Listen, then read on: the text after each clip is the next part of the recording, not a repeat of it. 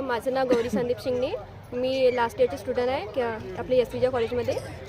मी हे 2 प्लॉट घेतलेले आहे. ते पिवळ्या कलरची झुकणी आणि हिरव्या कलरची झुकणी आहे.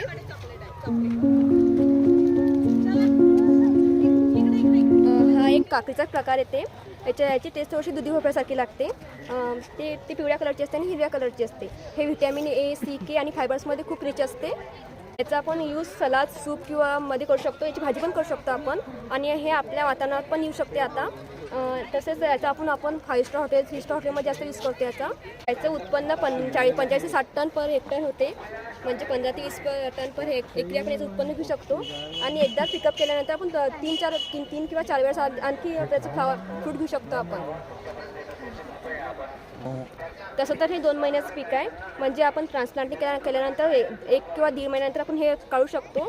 मार्केटमध्ये येतं त्याला आपण तसंच पाठवू शकतो. हे एकरी 15 ते 20 टन पर हेक्टर होऊ शकते. म्हणजे 45 ते 60 टन पर एक हेक्टर आपण त्याला उत्पन्न घेऊ शकतो.